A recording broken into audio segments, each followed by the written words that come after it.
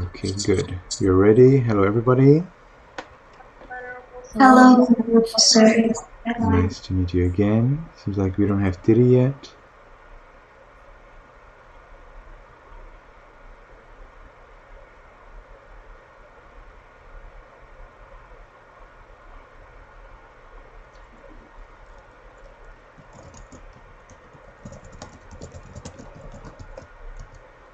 Okay. All right. So, glad to see everyone. You can get to the 3 refuges, 5 precepts right away, so you can unmute yourself.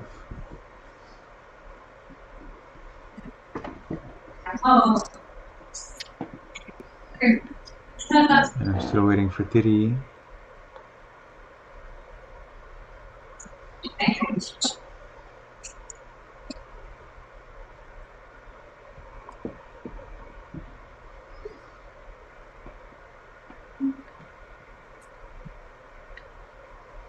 So we are still waiting for Tiri to come. All right, there you are. Where are you, Tiri? Hello, sir. Hello. Where are you? I'm at an indoor water park called Great Wolf Lodge. Right now. Okay. And is it totally fine for you to join us for this meeting? I think so. The signal might be bad, but I don't think there's anything stopping me from this. And you will be sleeping there? Yeah, I will. So that's a park? So you'll be sleeping in a park? What did you say? You said you're in a park, right? In a water park, yeah. Water park, okay. And do you have some residence, or do you sleep like outside? Now I'm in a hotel room, which is by the water park. I'm not in the water park itself. Okay, I see. Because I see some trees behind you. That's maybe a picture. Oh, those aren't real. That's wallpaper. Okay, that's good. Okay, good. So we start by recitation through Fuji's 5 precepts. So Tenzai, you can also unmute yourself.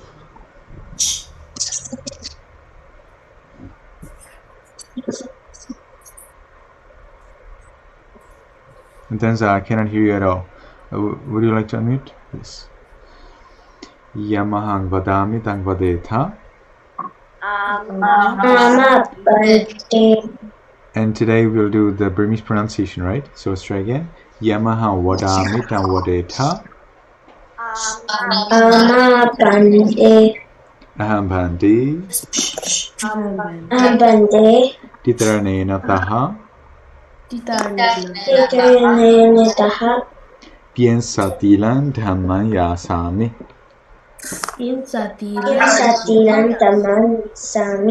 Anogahan katawa. Tilam deta. Me bhandi. Anukampan upadaya. Dutiyampi aham bhandi. Titaranena taha. Piensatilan dhamman yasami. Anogahan katawa. Tilam deta me bhandi. Anukampan upadaya. Tatiyampi aham bhandi. Titaranena taha. Piensatilan dhamman yasami. Anogahan katawa. Tilan deta me bhandi. Anukampan upadaya. Namo tata bhagavato arahato tamma sambuddhassa. Namo tassa Namo tassa bhagavato arahato Namo samma tassa Namo tassa bhagavato bhagavato arahato samma Namo tassa bhagavato arahato samma Bodhandaranam Gishami, Dhammandaranam Gishami, Danghandaranam Gishami. Udantaran kissa Udantaran kisami Udantaran Tamantaran kisami Tangantaran kisami Dutiyampi Bodhandaranam Gishami, Dutiyampi Dhammandaranam Gishami, Dutiyampi Danghandaranam Gishami. Udyambi Yampi Buddhantaran kisami Kisami Yampi Tamantaran kisami Tatyampi Tangantaran kisami. You're still at Dutiyampi, so let's try it again. Dutiyampi Bodhandaranam Gishami, Dutiyampi Dhammandaranam Gishami, Dutiyampi Danghandaranam Gishami. Udyambi Buddha Tutyampi Buddhantaran kisami Tutyampi Tamantaran kisami Tutyampi Tangantaran kisami. Tatiyampi Bodhandaranam Gishami, Tatiyampi Dhammandaranam Gishami, Tatiyampi Danghandaranam Gishami. Tatyampi Buddhantaran kisami Tatyampi Tamantaran kisami Tatyampi Tangantaran kisami. Taranagamanam Pariponam. Mama Pante. So, Tenza, what is the first precept? No killing. Yes. Panati Pata Veramani Tekha Padantamadiyami. Panati Panati Pata Veramani Tekha Padantamadiyami. Mariami. Andre, what is the second precept? No stealing. Adena Dana Veramani Tekha Padantamadiyami. Adena Dana Veramani Tekha Padantamadiyami. Tiri, what is the third precept? No adultery. I don't hear you well. Can you come closer? No adultery. Yes. Kame tu Sara Veramani Tekha Padantamadiyami. Kame tu Kami Misasa Veramani Tekha Padantamadiyami. Zue, what is the fourth precept? No taking alcohol and drugs. No.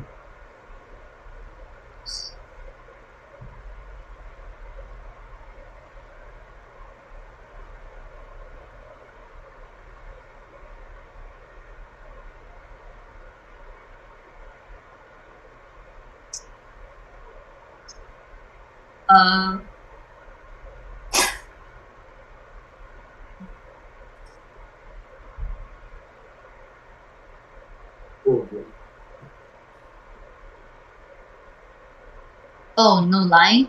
That's right. Mudawada Veramani Tekha Padantamadiyami. Mudavada Veramani Tekha Padantamadiyami. So, Emily, what is the fifth precept? No drinking alcohol and drugs. No drinking alcohol and no taking drugs. Very well. Tura Miriam Isapamada Tana Veramani Tekha Padantamadiyami. Ramirali Misa Pamatana Veramani Tekha Padantamadiyami. Titranena Tadhain Piensatilan Tamanta Tukantura Kitang Katawa Apamadena Tampadetang. May be healthy. May you soon attain the eternal bliss of Nibbana.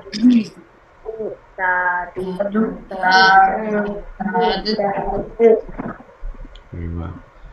So now, let's look at your stories.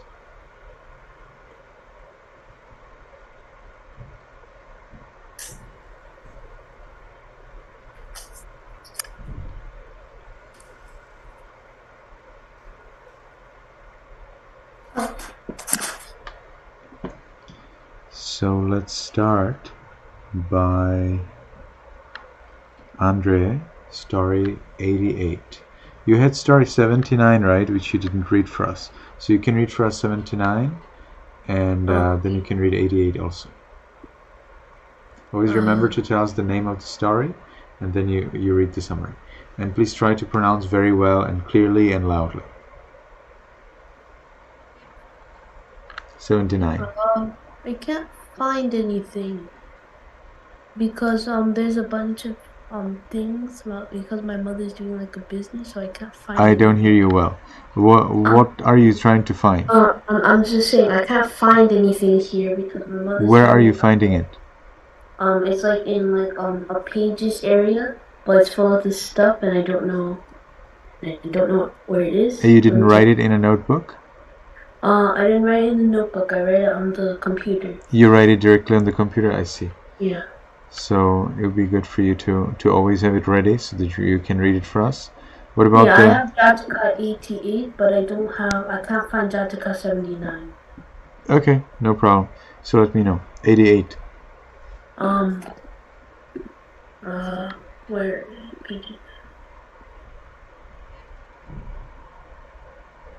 Wait, where am we? Oh, here we go.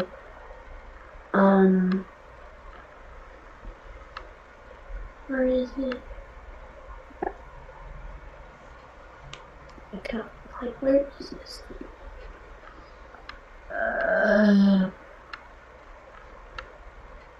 Where is it now?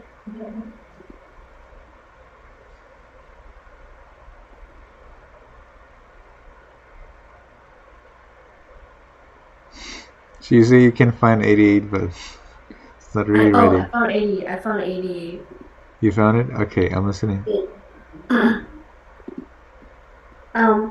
So once there were two bhikkhus who stayed at a monastery. When they left, they were showered with gifts, and the Lord was furious because they did not want any gifts before. So the villagers kicked him out for making them leave.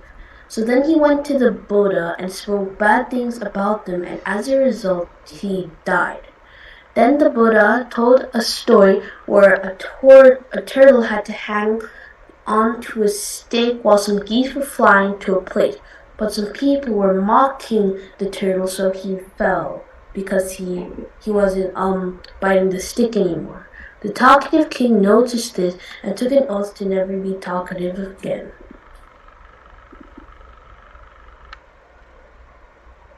Wow, I totally didn't get it. Can you please read it again? Okay. So it's like the one we read in the 40 activities book, the one about the geese and the turtle, where the turtle had to hang onto the stick with the two geese because they were flying into a place. And the beginning was that there were two bhikkhus who were staying at someone's house, a monastery, and then they were about to leave. So, and since they told the person not to tell anybody that they were there, and then some citizens found out that they were there, so then they showered them with gifts, and then he was furious because he thought that was like a bad thing, like why are they getting gifts, but they didn't want any before. So then he was kicked out of the village because he made them leave since they couldn't stay there because he was angry. So then he went to the Buddha and spoke bad things about them, and then like he blew up, I guess. Like, he just blew up and then he died. And then the Buddha told a story. He like blew up. I don't know how to explain it. What is the word? What is that word used in the book? He's like, okay. Should I go get the book? Okay. Should I get the book or, well, basically, like, he was dying, right? So then someone came from the heavens and told him that he could redeem himself, but instead, he said another bad thing, so then he's like, I'm not going to help anymore. So then the Buddha told a story, where there was like a turtle and two geese, and the turtle was friends with these two geese. The two geese had a home somewhere else, but the turtle wanted the geese wanted Chirp to get there, so he had to hang onto the stick and close his mouth. And if he opened his mouth, he would fall down to his doom. So then the geese were taking him somewhere, and some children were mocking the turtle because like it was a hilarious sight seeing a turtle fly. So then he talked back because he was enraged, and then he fell down. Then a talkative king came and noticed this, and then he was never talkative again because that's what happens to talkative people. Something bad happens.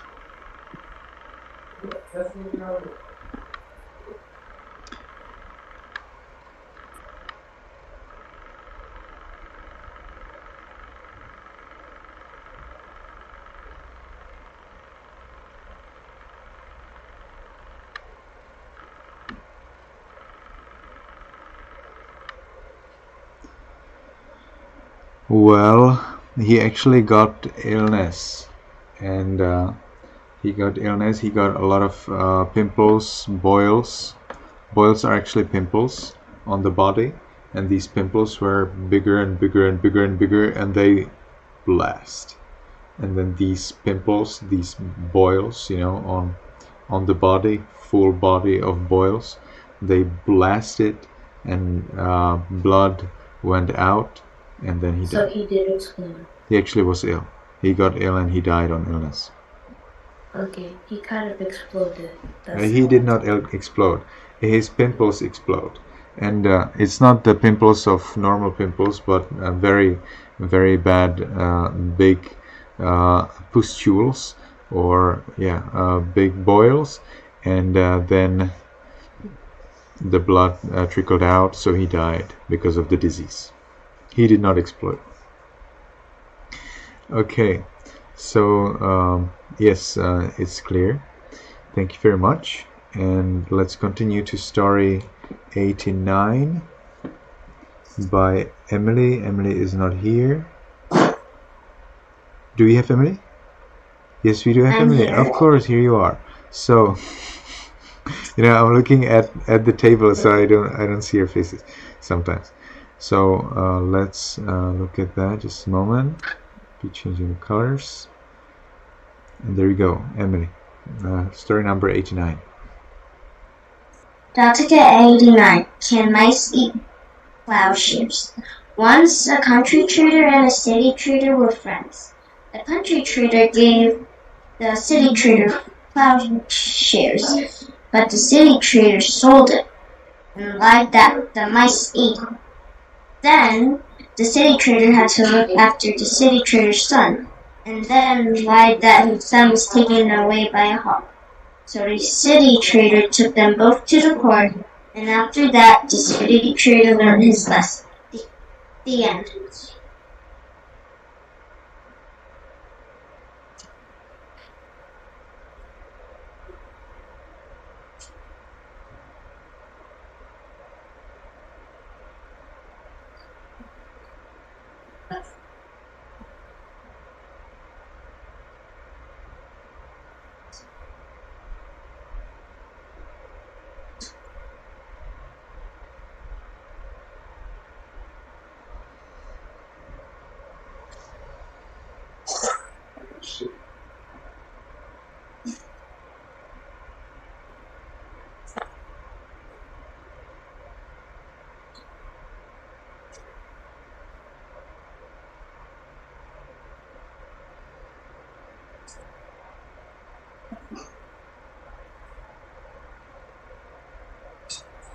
I see.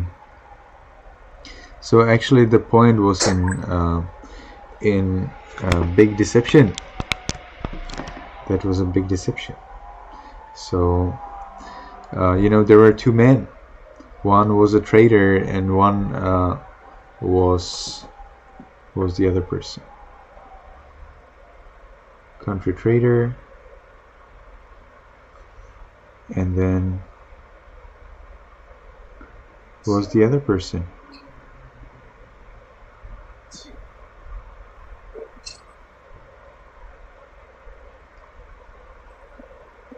So that's his friend. So there was a trader and his friend. All right, and the trader, it seems that the trader gave his friend plowshares, a tool to plow in the field, and then the friend did not return them. He said the mice ate them, as a lie. And so the trader thinks, oh, my friend is telling me a lie, saying that my plows are eaten, although he just took them. So then at another occasion, the friend kept entrusted his son at the trader. So the trader then hid the son. He hid his friend's son, his friend's child, and he told to the friend, your son was carried away by crows. And then the Chief Justice person understood, as soon as the friend of the trader returns the plowshares, then the trader will return the son to the friend. Now, is it clear? Yes. Okay. Nice. It's a very, very funny story.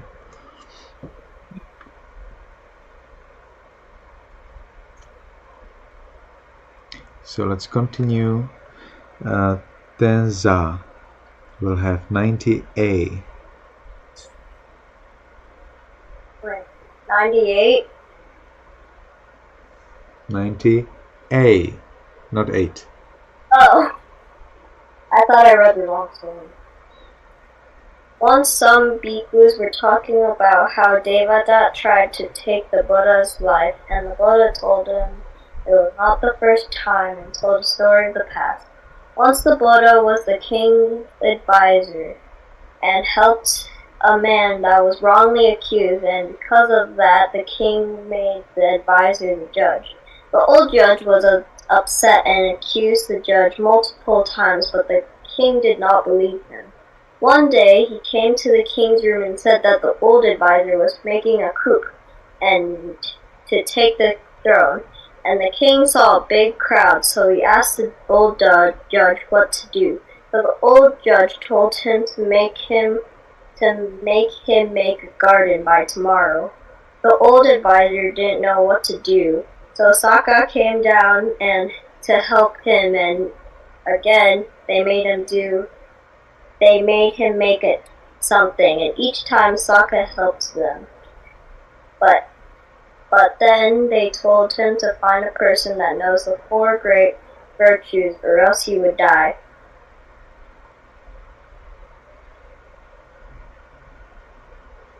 So there was a king, and he had an advisor, and then there was a man who was convicted, but this man was not. But the king did not trust the man; he trusted the advisor, right? Huh? So did you say in the beginning that there was somebody convicted, that there was somebody accused of crime, and the judge, the advisor, and the king believed the judge, the advisor, but the king did not believe the convicted person?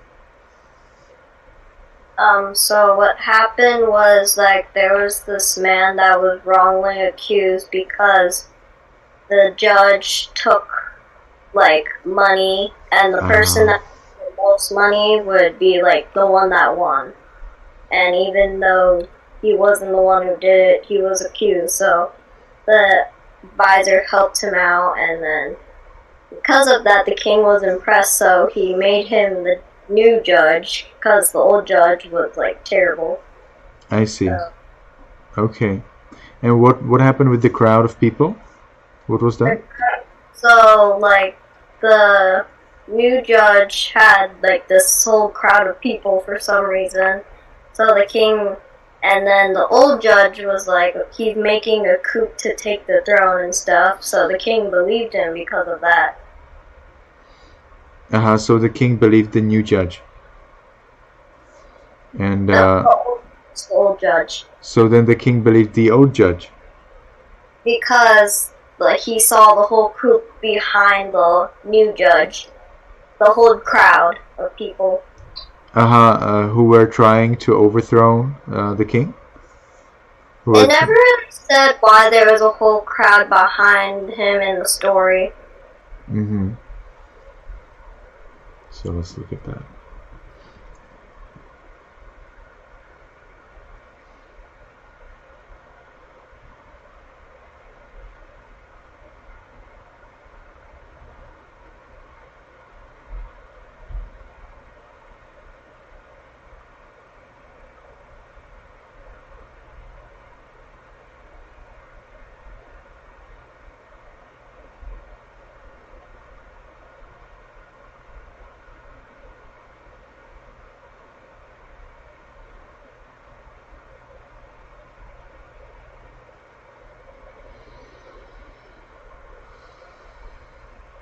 Venerable sir, may I use the bathroom? Yes, please.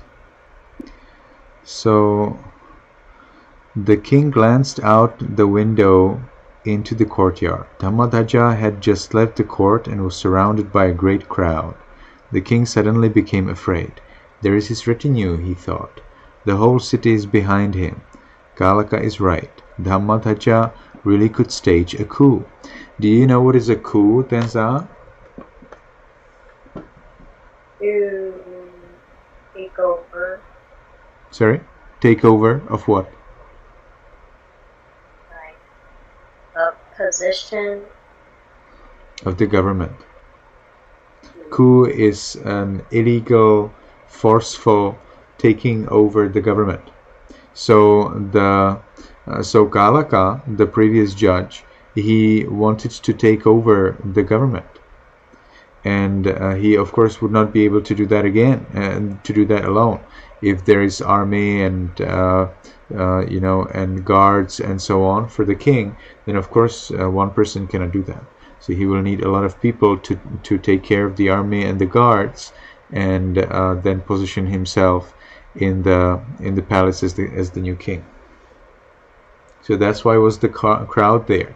So Kalaka persuaded the people that the king is not good or whatever, and then the people believed him and they followed him. So this was a problem for the king, and so the king asked okay, so Kalaka actually was the good one and Dhammadhaja was staging the coup. So then the king is asking his commander, what shall we do?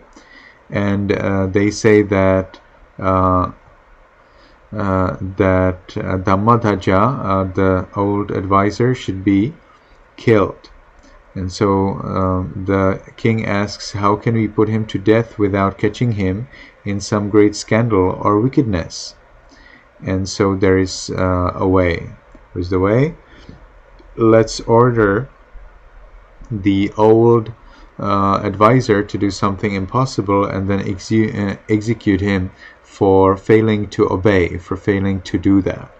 So Dhammadhaja is very clever and skillful. What would he not be able to do?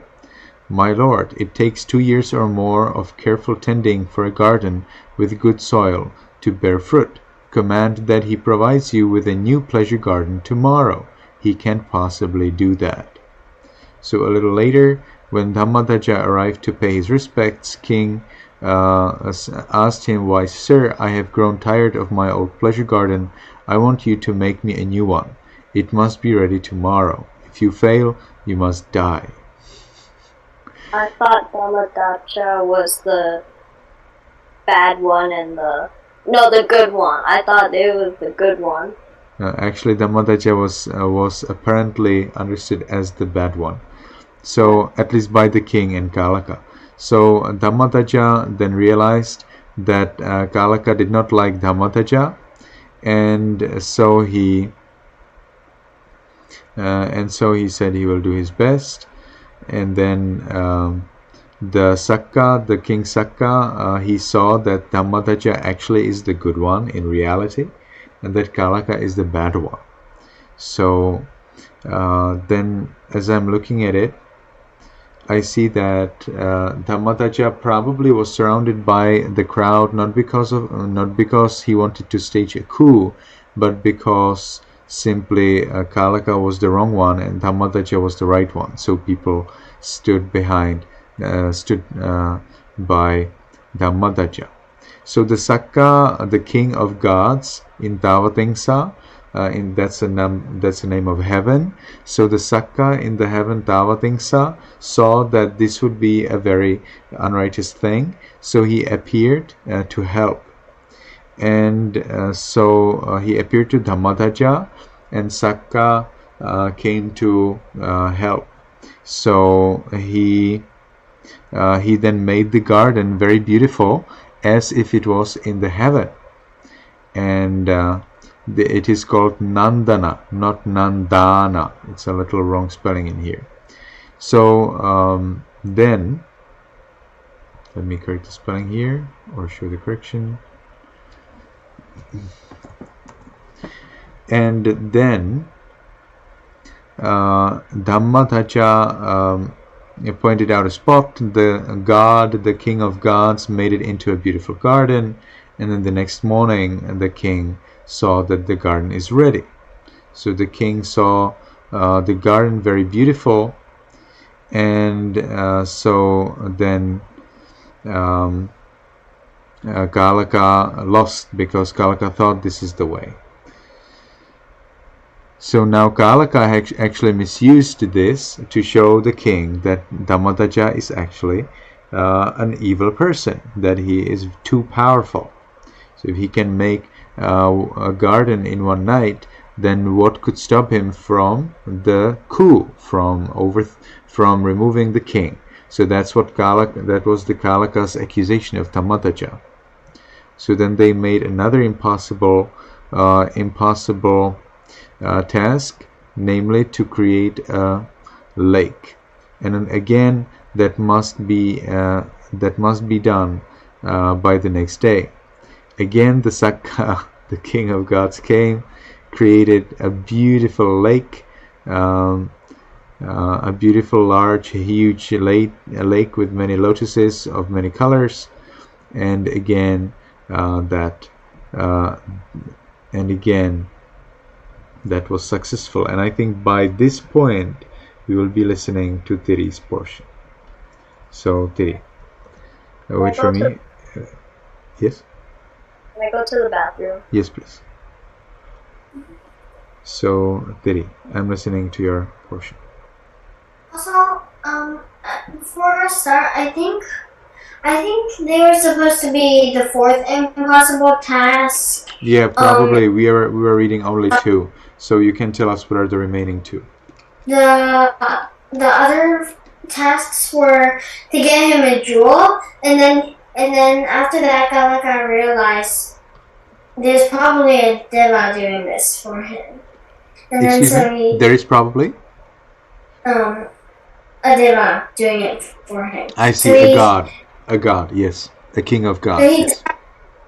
Okay, let's think of an impossible task that even the king of gods cannot create. And then a person who had the four great virtues. And then, okay, now I can say mine, because it'll only make sense if I said the others. One time an artisan named DhpA had the four great virtues. Then the king asked what they were. Oh, no, you don't need to show it, okay? You don't need to show it. Sorry. One time, an artisan named DhpA had the four great virtues. The king asked what they were. They are drinking no alcohol, having no envy, no anger, and no strong desire.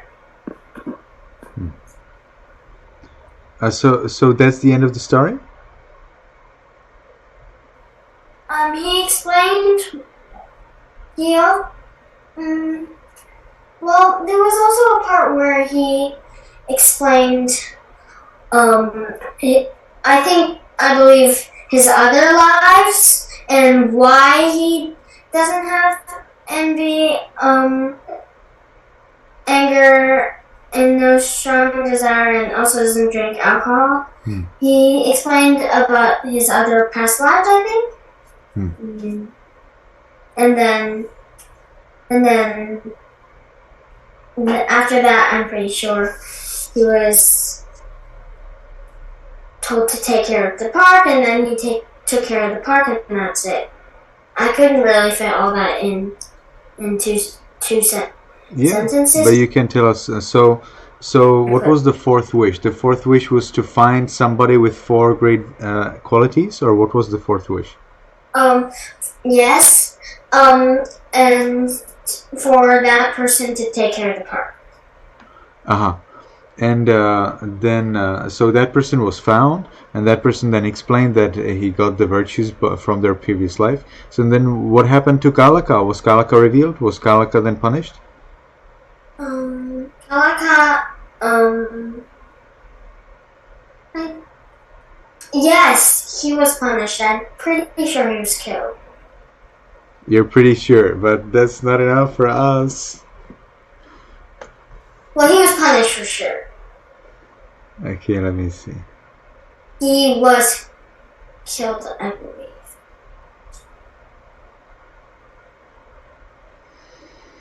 So as soon as DhpA had finished explaining his 4 great virtues, the king made a sign to his soldiers, who jumped up and seized Kalaka.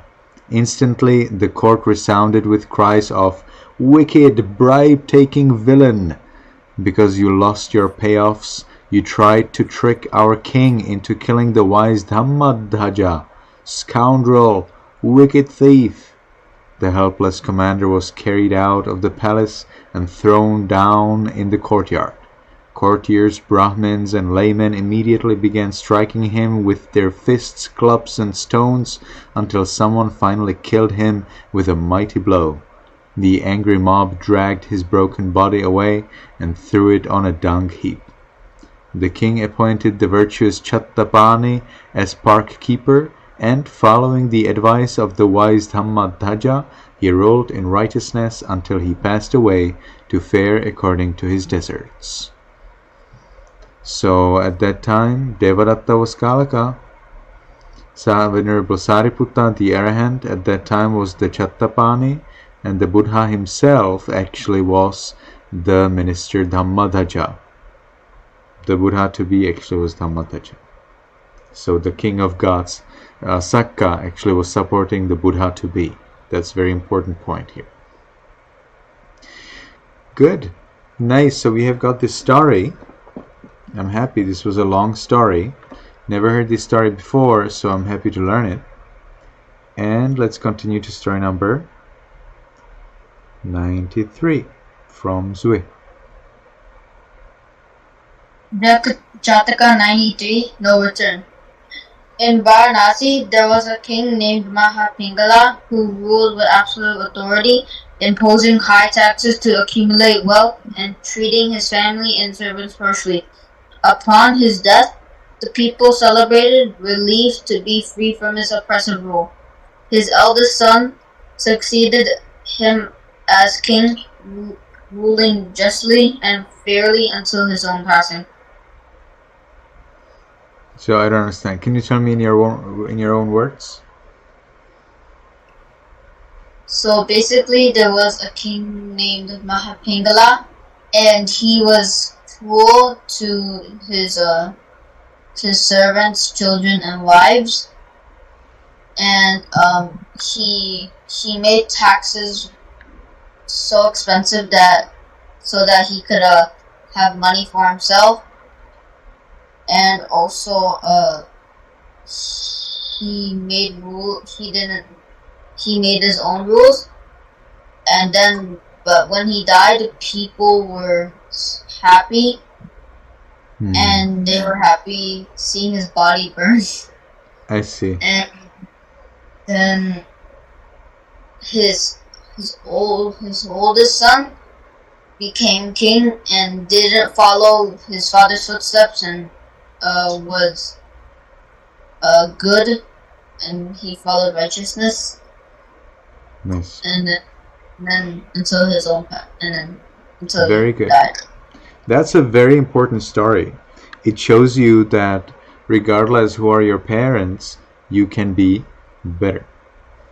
Alright? So it doesn't mean that if your parents are doing something that you don't like, that you also must do it. Not at all.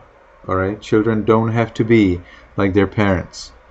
But at the same time, there are children who are worse than their parents. So you need to understand that you are individual. It means you alone are in power of your character. So you alone decide, will you be good or bad? It's not the fault of your parents. Okay, that's a very good story to show that. Alright, so tell me, Zoe, who was actually the burnt king during the Buddha's time? I think it was Devadatta. There was Devadatta. Yeah, I think this was for the story when the Devadatta, is it possible? When the Devadatta died, people were happy. Okay, so that's pretty good. We have plenty of time, and we will be looking at our Okasa recitation. So we have a little progress in there. Let me do the attendance.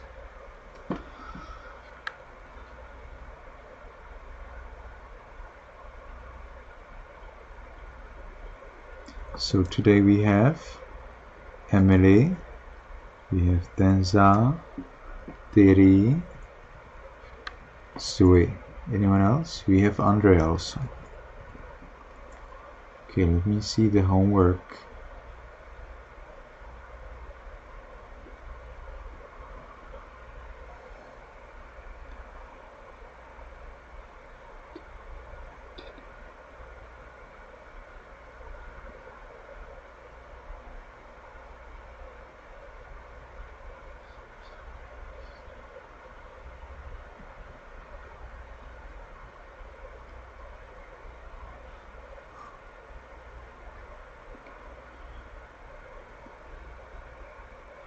Good. I see Yamona, Valentina,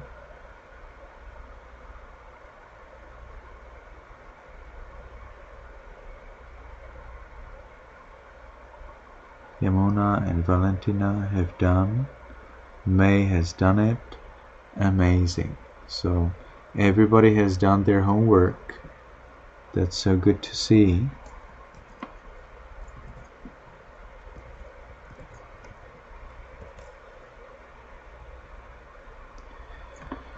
And so let's look at Okasa. So you have we have already done a little bit of Okasa, and today we'll move a little bit further. We'll be telling you interesting things. Let's see if I'm wondering if I could like combine it and tell it to you and the teenagers at the same time, so I don't have to say it 2 times. But let me see. Yes, Zoe, anything you'd like to tell me? May I use the bathroom?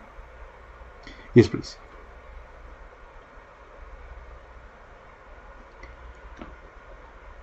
If you want to go to toilet, just tell me in the chat box. Going to toilet, and go to toilet. Okay?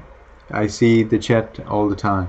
So if I miss you, I will check the chat box and I will see the situation. Alright. So Did I get my siblings? excuse me, can I get my what? Did I get my siblings? Your siblings. Not yet. It's not the time yet. We still have 3 minutes.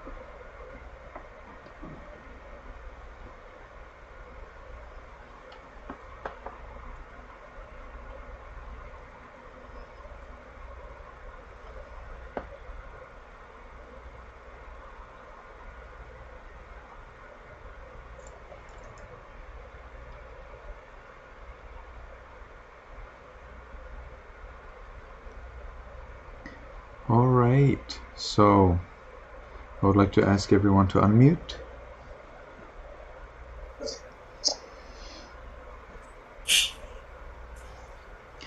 You can keep your hands together at the chest. We will do one time English, one time Burmese. We will be doing only the first 2 cells, and then I will explain. Then we will be talking about the about what's coming after that. So you can repeat after me. Excuse me, excuse me, excuse me. Excuse me, excuse me, excuse me. In order that all of the faults, sabbadosa, In order that all Sabbadosa done by body kaya kamma, done by body, kaya, speech vachi kamma, Speech, vachikama, or mind mano kamma disappear, or mind, vachikama, fear, for the first time, for the second time, for the third time, for the for the first time, for the second time, for the third time. patama dutiya tatiya, Pratama, Dutiya, Tatiya, completing 3 times. completing 3 times. I respectfully and humbly pay respect and worship I respect respectfully and humbly pay respect the jewel of Buddha, the jewel of Dhamma, the teachings, jewel of Buddha, the jewel of Dhamma, the teachings, the teachings, and the jewel of Sangha, the community of monks. and the and the jewel of Sangha, the community of monks. The 3 jewels, Venerable Sir. The 3 jewels, Venerable Sir. So, now let's do the same in Burmese. Okata, Okata, Okata, Okata, Okata, Okata, Kayakan, Wasikan, Manokan, Kayakan, Wasikan, Manokan, Tabbadota, Tapadota, Kataindo, Katinto, Apietogo, Piaupa Sechin, Japan, Station, Ajurna, Ajuna, Patama Dutiya Tatiya, Patama, Dutiya, Tatiya, Tijane Najane Thong Jane Miao Ang, Dong Jinya, Fia Yatana, Taya Yatana, Yatana, Tiya Yatana, Tengha Yatana, Tenka Yatana, Yatana Miatong Padogo, Yatana, Bendo, Ayu Ade Ali Amia, Ayo Atene, Yet, Leo Moyue, the Old Shiko Puzo, Shiko Puso, Pumyo Mansho, Yur Puso, Gadopa I Eshemfeya, Doba Is Ashampia. Okay, so now what's coming? So I would like to include all of the others who have come. So Yaza and Aomao and Sandy also can join us. So I would like to ask you to turn your video on, and I will now actually teach you in a joint manner because it's the same explanation for all of you. Alright, it's the same thing, so we do not need to do this separately. I will save time, you will save time, everybody will be very happy, and still you will get a lot of knowledge. So we have now recited Okata. I will be reciting it separately with the teenagers, but I will now explain to you what's next. So you have recited the basic Okata, and then comes the higher level Okata. So this Okata recitation has two parts, the basic part and an advanced level. Sorry.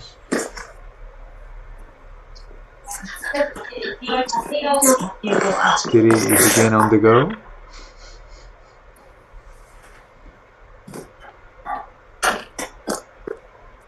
Just moving to my room, sorry. I mean, well, it's all in the same room, but my bed, I guess? Sorry. Okay.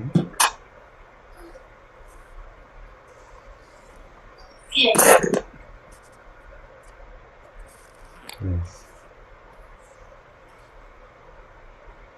Okay, another room this time? Oh, that's the same, but a different angle? Same room, different, that's kind of hard to explain. Yeah, you'd say different angle. We are looking in your room, but a different angle. No, and looking at a different corner. No, it's not. No? Not a different angle? No, it's not. It's not a different room. It's just a different section of the room. It's just a different section. My dad's bed where I was before is on the other side of this wall, but it's not a different room. Yes. So that's why you would say different angle. It's called A-N-G-L-E, angle. I think you didn't have that at school yet. Do you know what are angles? 90 degrees angle, 180 degrees angle? Yeah. You know it? Do you know angles? Yeah? So the same way you can take a different angle with your camera. So you're taking now, your camera is taking a different angle in the same room. Okay, so now let's look at the continuation of your Okata recitation. So the first main part of the Okata recitation means, dear Buddha, dear Dhamma, dear Sangha, if I did something disrespectfully, please forgive me by the power of my good action of respecting you. So you respect the Buddha, Dhamma, Sangha, and in return you ask them for forgiveness. Make sense? If yes, please nod. If no, please do this. Zue, did you listen to me? No, you didn't. So now please everybody pay attention. This is a very important explanation. So when you are taking reciting Okata, you are asking for forgiveness. Who do you ask for forgiveness? Zui. In Okata. Who is supposed to forgive you? Zui, you can unmute yourself. You can tell me what do you think. The Buddha. The Buddha and?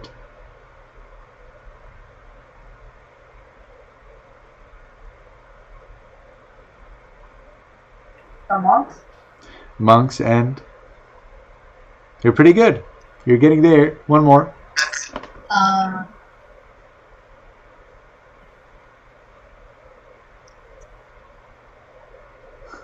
Dhamma.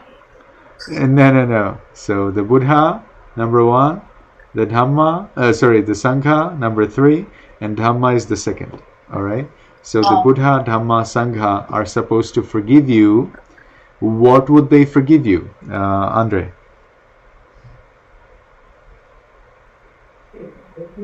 For something bad that you've done. What kind of bad thing can they forgive you? They cannot forgive you all bad things, but they can forgive you one kind of bad things. What is it? A bad thing that you did to like the Buddha, something related to like the Buddha, the Dhamma. What would that be? What kind of something related? What is this something? Tenza, you know? Like the teachings of the monk, like a monk, if you disrespect a monk. Not just a monk, but if you did something disrespectful to the Buddha, to the Buddha's teachings, Dhamma, to the community of monks, Sangha, well then it is possible for the Buddha, the Buddha's teachings, Dhamma, and this community of monks, Sangha, to forgive you. And how will you do that? How do you persuade them to forgive you? Sandy.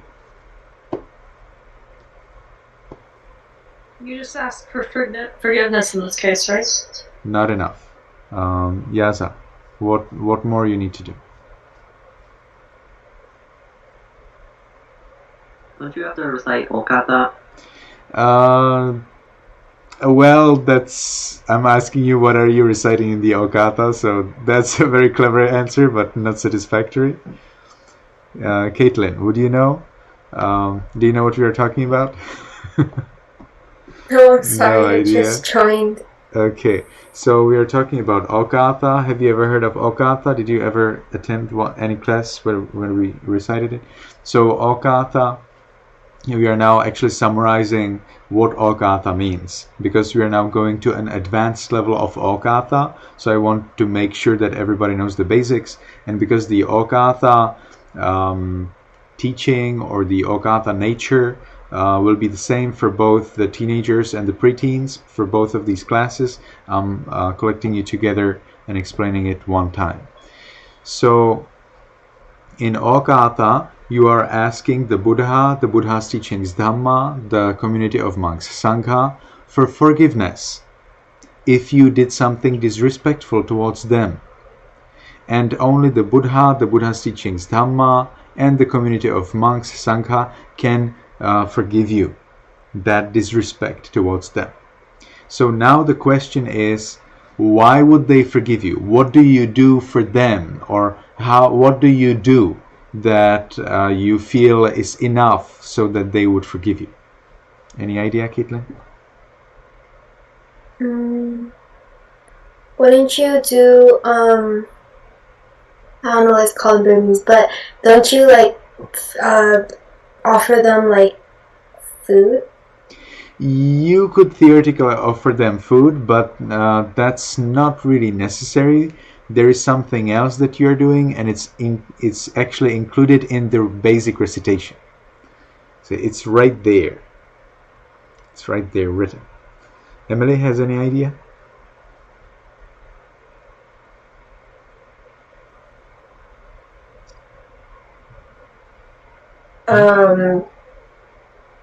So are we talking about the meanings of Okasa? Yes, that's correct. So, And the question is, what do you do? Excuse me? That's right. And we are now talking about why would the Buddha, Dhamma, Sangha forgive you? What do you do? What have you just done now when you are reciting the Okasa? What have you done that they are supposed to forgive you? Whatever You have done something wrong that... No, that's what they forgive you. But what do you do for them so that they forgive you? What do you do? What is the good thing that you do for them so that they consider forgiving you? Andre. Do you apologize? That's the Okasa itself is the apologizing. So that's not really it. Any other idea? Tiri? Tell them why is it wrong? No, not at all. Someone else was raising hand. Who was that? Andrea, maybe? No, that was Andrea. Tenza? No. Zui? Mom, what do you think? What was the question again? So the question is, so now the Buddha, Dhamma, Sangha are supposed to forgive you if you did something disrespectful for them, right? Yes. So why would they forgive you? What did you do? What good thing did you do that they should now forgive you? Okay, homage to them. Or do you like just say excuse me, excuse me, excuse me? Excuse me is just excuse me to take their attention. It's not actually asking for forgiveness. Is not this excuse me has the meaning please pay me attention. I want to tell you something. That's the meaning of the words excuse me here. But you said something before that and I didn't hear you well. What was that? Pay homage. Pay homage. Excellent. Is there any other word for that? Take refuge. Oh no, then that's not what I mean. Something else. Anyone has any idea? It's right there written in the Okasa. It's right there. Okay, so let's look at the text so that you see how it's right there. Alright, so look at this. We say for the first time, for the second time, for the third time, completing 3 times, what do you say? I respectfully and humbly pay respect and worship. That is what you are doing. And then the explanation is coming in the next sentence. Due to the intentional action, kamma chetana, and goodness of paying respect, may I be liberated and free from all suffering and so on. So you would have to realize it, this conclusion, the fact that they are supposed to forgive you because you pay them respect, is clearly specified in the upcoming sentences. It's not specified in the basic section. But then you have the advanced section, and that's something we are going to talk about today a little bit, because there's so much. We will be talking about this maybe several months. So much about it.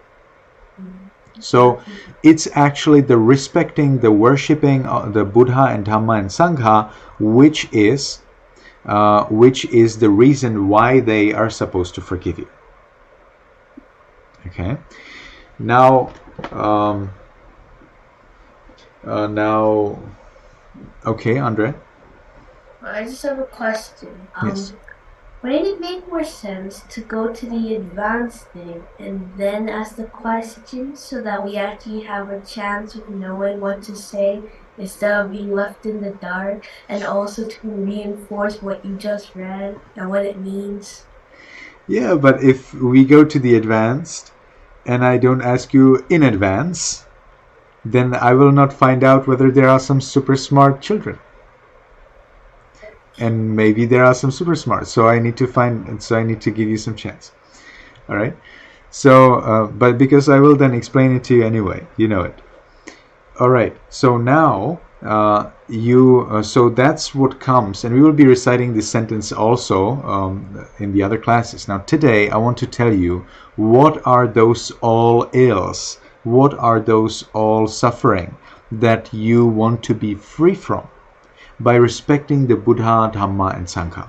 So you respect them, and that's a huge thing. In Buddhism, just paying respect to the Buddha is a huge thing. There's a story of an owl, O-W-L, owl, paying respect to the Buddha, and the Buddha says, dear monks, because this owl, this animal, is paying respect to me here for 100,000 eons, that's 100,000s of billions and billions and billions and billions of years, it will be born again and again and again in heavens, and then it will become a Buddha then it will become a kind of Buddha.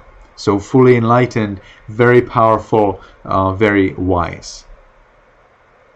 We call that kind of Buddha silent Buddha, but some people call him private Buddha. It's a Buddha who doesn't teach, but the Buddha can actually live with other Buddhas and can inspire others to do good deeds and to be wise and to also become Buddhas. So paying respect to the Buddha, Dhamma, Sangha is a huge thing in Buddhism. It's not like, oh, I have to bow down again. Oh, it's so boring. No, it's not like that. Paying respect to Buddha, Dhamma, Sangha is a huge, huge thing. And it brings an immense, immense merit. Now, if an owl as an animal who doesn't really understand consequences of actions pay respect to the Buddha and gets this kind of a huge result, amazing pleasure and safety and peace for so long time, Well, then think about how much merit would be coming for humans who understand consequences of their actions. So paying respect to Buddha, Dhamma, Sangha is a very big thing. And so in Myanmar, people pay respect to the Buddha, Dhamma, Sangha, and they know what they want. So then this is what they want. The recitation that comes up is what people ask for. And it's quite a list, or it's quite lists. So the first list we will be talking about today is the list of 4 realms of woe. W-O-E, woe. Who here knows what is woe? If you know, please raise your hand. Anyone else? Please raise your Zoom hand.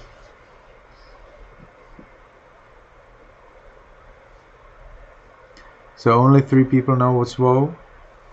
Nobody else knows what is woe? Didi is trying to raise her Zoom hand. Amo is clapping. Anyone else? Sandy? Alright. Okay, that's not so bad. So, Andre, what do you understand as woe?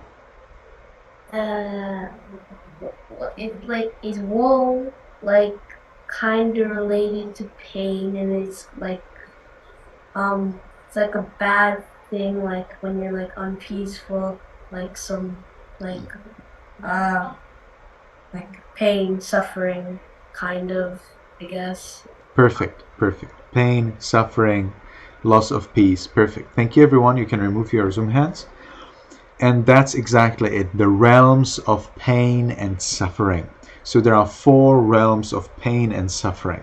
Well, the 4th one is not really painful and suffering, but anyway, we call them realms of pain of suffering because they're Tenza. If you have covered head, I cannot teach you Dhamma, so be careful about that. So there are 4 realms of suffering, and they're hell, animal realms, the realm of ghosts, and asuras. And you probably already understand what is hell, animals, and what are ghosts. We may talk about it later, but today we will be talking about asuras. So I will be telling you some very complicated thing that maybe even you will not believe at all. Doesn't matter. You need to know what's in the scriptures, okay? Whether you believe it or not, that may change in time. From believing to not believing, from not believing to believing. Yeah, the human mind is difficult. But you need to know what's in the scriptures, so you know what you're dealing with. So we have hell, animal realms, ghosts, and asuras. So it happened that there were many gods in the heaven. Today we call it the heaven of 33.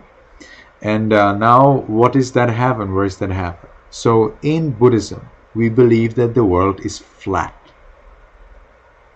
Well, we know that the world is not flat, but maybe the way how Buddhism is looking at the world is some kind of like spiritual, you know, it's a spiritual flat. Because in this flat world in Buddhism, we have 4 islands, and there is a huge mountain in the center of that flat world. Think of it as a pizza with a large, wow,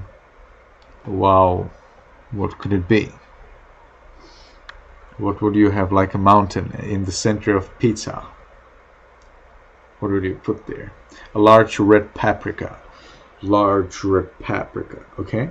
In the middle of pizza. There's like this tiny white table thing in the middle, like that, like no, this one would have to be really huge mountain-like thing in the middle, in the center of the big pizza. So that's how you can imagine it. One large red paprika. Or yellow paprika is maybe better. And now this huge mountain is 840 miles high. And these islands are actually in an ocean.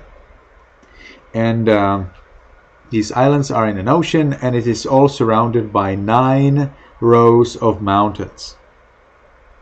Okay, so we have 9 rows of mountains that are the border of the world. Then we have big ocean. In the center of the ocean is this huge mountain, and around the mountain there are 4 islands.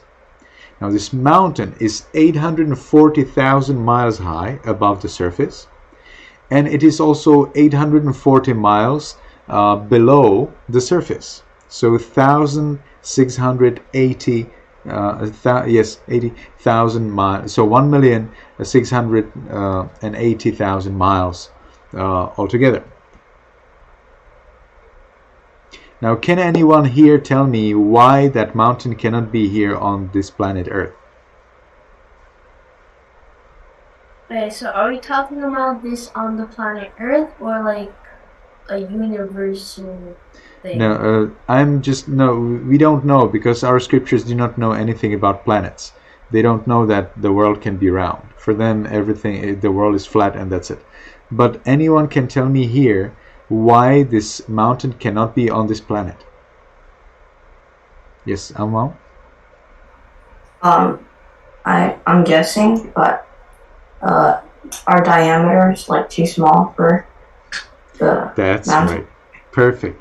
Actually, not only that there is not enough space for that mountain on this earth, but not only that we cannot position the mountain on the earth anywhere because there is not enough space, but the earth is so small in comparison with the mountain that it could be a wart, it could be a birthmark on the mountain. The earth is so small. This little planet, this little blue marble, maybe you've heard that, our little blue marble, this little blue planet would be a little wart, WART, a little birthmark on that mountain. So huge is that mountain. I have a question. Yeah. How big did you say the mountain was? 1,680,000 miles. Oh. That's a lot. And the diameter of the let me see, diameter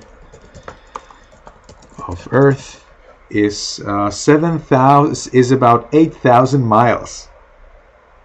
Imagine 8,000 miles, Earth on 1,600,000, mountain is like tiny.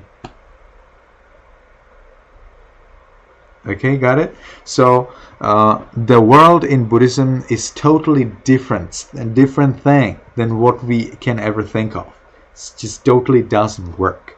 And it's very complicated, and I don't know the answer yet. Where's that mountain or whatever it is? But now let's move on. We need to move on, otherwise we'll be here until tomorrow. So, but we can, because I would like to tell you everything, but I don't think that's the good way to do it. So we have this huge ocean with this huge mountain. Now some people imagine the mountain as like this. You have the sea here, and they imagine the mountain as this. Now there is a picture, I have seen a picture where the mountain is like this. So you have the sea like this, and the mountain is upside down. And there is a surface. There is, of course, something, at the top. And at the top of this mountain is the heaven of 33.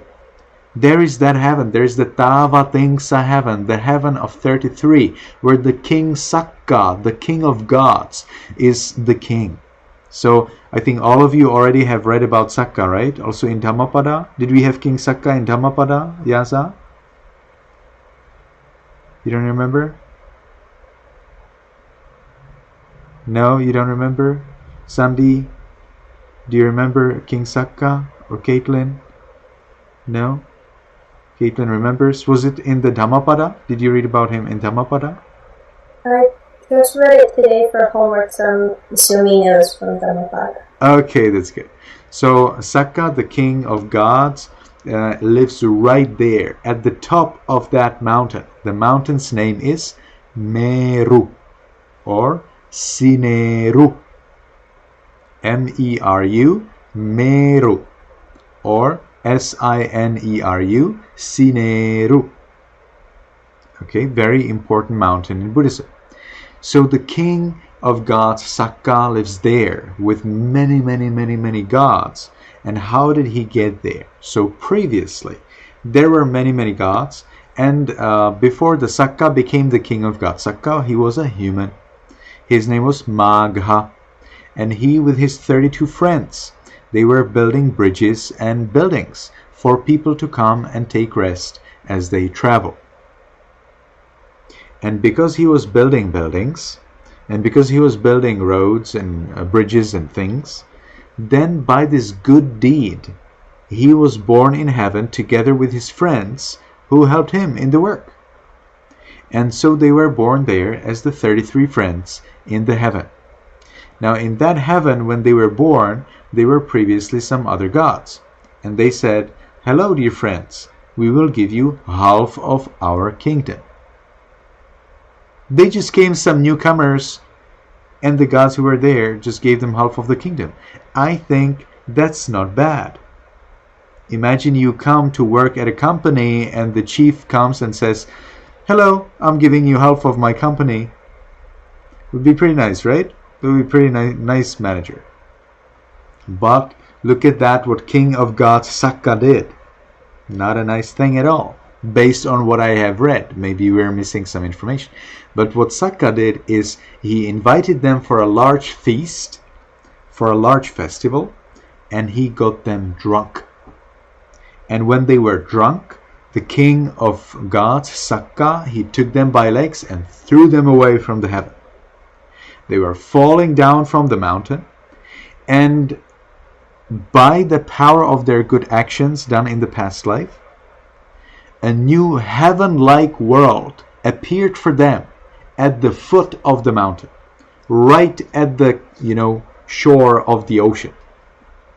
So they actually did not drown in the ocean, not at all. They fell on the ground of their new world that just appeared for them. Very beautiful world, very pleasurable world. But it is believed that this world is a little lower than the human worlds. Now I told you there are 4 islands around the mountain. They are all human worlds. Our world, our human world, is to the south. Now to the north there is another human world, and we can distinguish these worlds by the lifespan of the people. So in our world, people have varying lifespan. So sometimes people live until 10-year-olds. Sometimes they live until 100, sometimes until 1000. Now in this period we live until 100, or about somewhere around 100. So there are periods when people generally live until 10-year-olds and then they die. There are periods when they live until 1000. Sometimes they live until 100,000. Sometimes they have lifespan of 400,000 years. Now we have lifespan 100 years. So that's our world. Now in the North Island, they have lifespan 1,000 years. It doesn't change. In the East, I think it's the East, they have 500 years lifespan. And in the West, they have 250 years lifespan. Okay, so now we have the human worlds. Now we know the human worlds is higher than Asuras. They are called Asuras. Why are they called Asuras? After they dropped onto their new world, right at the ocean, they woke up and they think, we were thrown away from the heaven because we drank alcohol. We will never drink alcohol evermore. And alcohol is called how? Sura.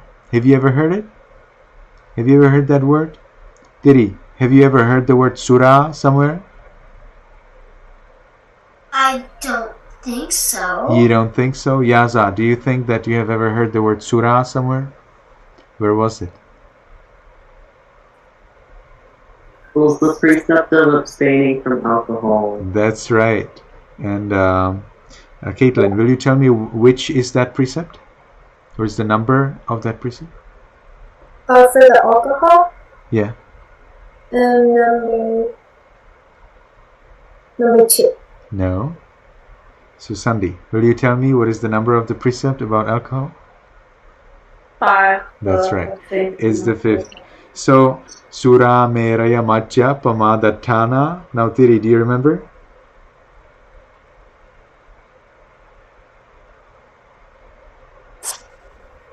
Now do you remember that you have heard the word Sura? I heard that, and then my mom's. I thought that was a different. I didn't know that was in the same. I didn't know that was part of. I thought it was a different word. I remembered it. I just thought it was a different word, and then my mom said it. Okay. Right, Mama? And then you said it, right? Did you say yes or Mom? No problem. Oh yeah, she said yes. Okay, whatever. So now, because they decide that they will never drink alcohol, they're called asuras. A means not, never, no.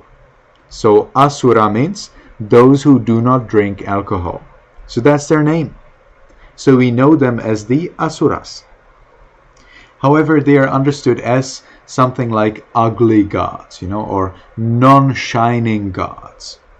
Okay, so these are asuras. So these are the 4 worlds: the world of hell, world of animals, world of ghosts, and the world of asuras. Those who don't shine, but those also who will never drink alcohol. Alright, so that's all I wanted to share with you for the time being. There's so much more that we will be talking about for the Okasa. There's like so much, so get ready for a lot of new stories. But now I think is the best time to take meditation. Those of you who, I think we are, anyone is in a hurry? Anyone from the preteens? No one in a hurry? Okay, so let's take meditation together. Let's take 10 minutes of meditation. You can sit down in a comfortable meditation posture. Make sure your legs, hands, and face are visible.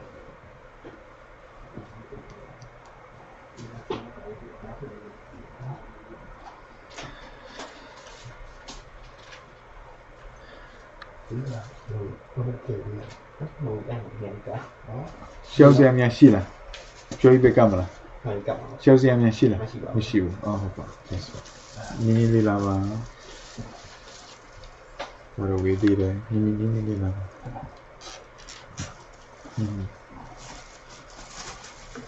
See you. Couple of Kaya yung coke ng water. Ako no kilo daw ya. Alam niya. Ako si kala no. No po. Ye tata. Ayi tata. Ye akong lang tata. No chao ya no. Ya. Mau đi. Bây giờ gì cái chuyện này? Ông bé là Gì cái một đứa bây giờ gì cái chuyện này? Daha pulvera.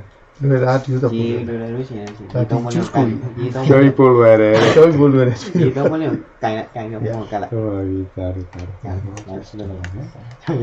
Just a moment. I will resolve this pretty fast. gì miêu ra vào phía Oh, ye mi yor tha will stand down. Gì vô? mà có luôn Orange chứ mà này gì vô này tí. orange này grapefruit rồi ya How about gì nếu mà pi thao nó abu mà pi thao bảo you? là vì đó Gì vô đà đấy. gì vô thà đấy Tông là cái đà đấy. ông ngà sẽ thà bảo How about you? là vì đó Ông nô mà nói. ông gì này nói được một bảo. ông gì này một bảo nó là một bảo Oh, come on, you I'm going to do about you just down.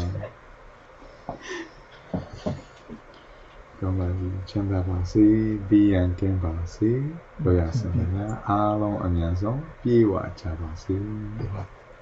Microphone တော့အောင်မြင်သွားပြီလားသူကလာပြီလား Một anh đi program này giao cả trở về rồi sáng này rồi tiền sáng ngày rồi trở về rồi tiền sáng tiền tôi nào nó phiền cái gì vậy tôi nói သူတို့စူးစမ်းပြီးတော့ ဖုန်းနဲ့တပည့်တော်ဖြစ်ရှင်းမျိုးကြိုးစားတပည့် အော် တော် ဖုန်းနဲ့စူးစမ်းတယ် FaceTime ကိုယ်တိုင်းတော့မလား ဗီဒီယိုကောနဲ့ အော် လုပ်ပြီးတော့ အဲ့လိုမရဘူးပေါ့ကိုယ်တိုင်းလားဒါဆိုမနေ့ဖြန်ပြောတော့မယ် တက်ကနေရှင်တို့ဆက်ပြီးမေးထားတယ်နောက်တစ်ယောက်ကို ဟောကိုယ်တိုင်းလာမှရမယ်လို့ပြောပြပါဦးစင်းကတခါမှဒီလိုမအောင်မြင်နိုင်ဘူးလို့ပြောပြ သူ နော် ကအပီဟိုလေသူက programmer တွေဆိုတော့ဒီ application တွေသိအောင်လို့အဲ့လိုဖြစ်နေ ဟုတ်တယ်လေဒါဟို New York မှာလည်းတော့မသိခဲ့ဘူးလေဒါမဆိုင် Okay ဒါဆိုမနေ့ဖြန်တယောက်လာမလား မ သူမင်းပေးထားတဲ့ခါမှသူသိရတရား လာအောင်စီစဉ်ပေးဖို့ကြိုးစားပြီပါနော် ကျမတို့တပည့်တက် နော်ပြောပြပါနော်မလာရင်မရဘူးလို့ပြောပြပါနော် New York မှာတော့3နာရီတော့9တိုင်းလက်နဲ့ကင်လိုက်ပြီးတော့3နာရီတော့ကြာတယ်နော်လို့ဆိုရင် FaceTime နဲ့ပြောရမှာပေါ့ကောင်းပါပြီ Very well so I think we are ready and we can cast the sight down and make the first determination in our minds voicelessly from now on. For 10 minutes, I will meditate on muscles and radiate loving kindness without any movement. From now on, for 10 minutes, I will meditate on muscles and radiate loving kindness without any movement. From now on, for 10 minutes, I will meditate on muscles and radiate loving kindness without any movement. And with that determination, we can gently, lovingly notice the flat piece of flesh at the top of the head. We allow it to be heavy and changing.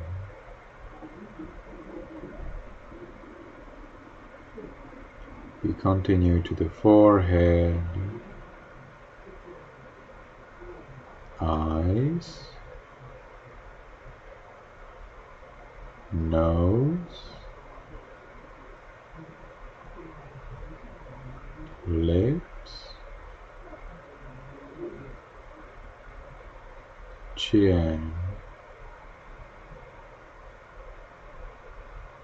cheeks, ears, back of the head. We allow all of the muscles and flesh throughout the head to be heavy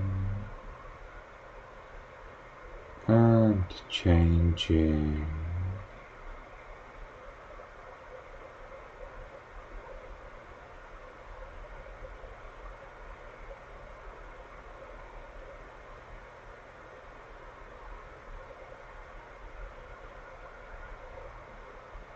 We continue to the neck, shoulders, arms, elbows, forearms, wrists, palms, fingers, tips of fingers, chest, abdomen, back,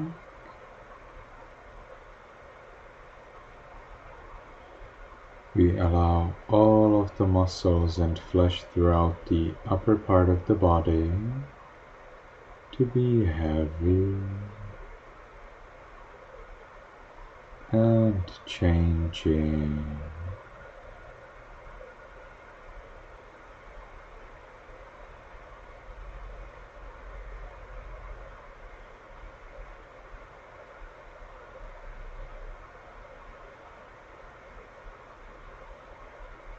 We continue to the buttocks, thighs, knees, calves, heels, soles, toes, tips of toes,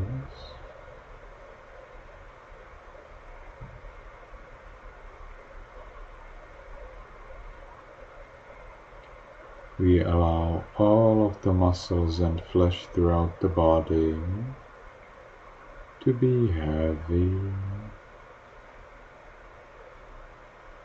and changing.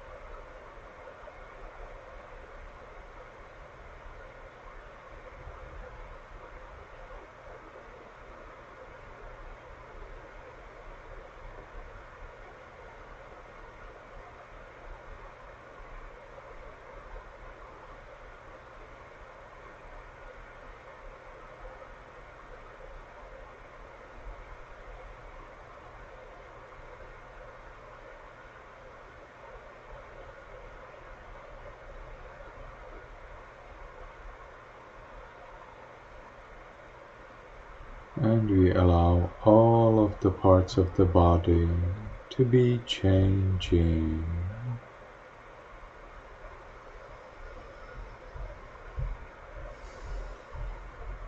And we enjoy the peace that we gain as we give freedom to the body to be the way it is.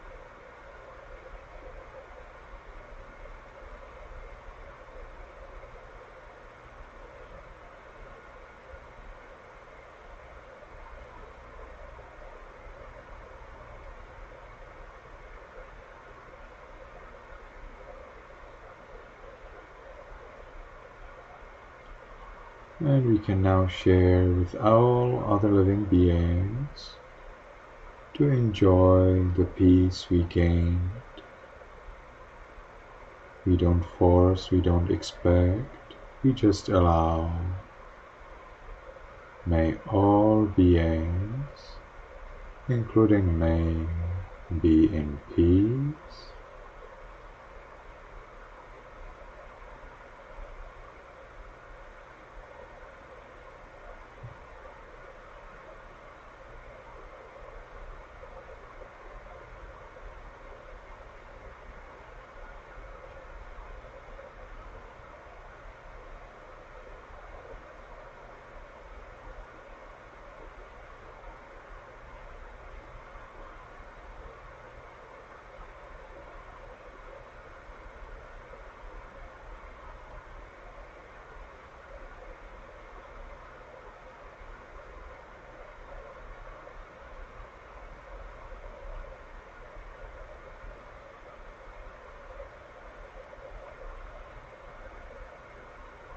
May all beings, including me,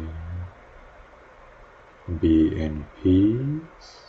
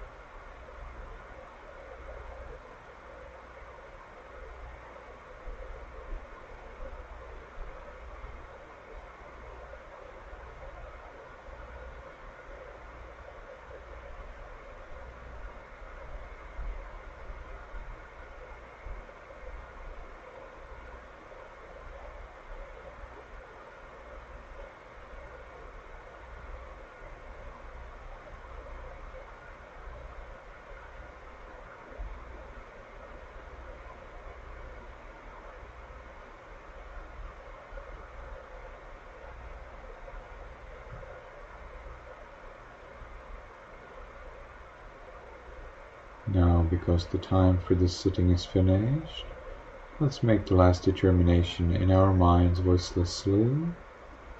From now on, I will always be calm. From now on, I will always be calm. From now on, I will always be calm. And with that determination, we can slowly, mindfully change the way of our sitting.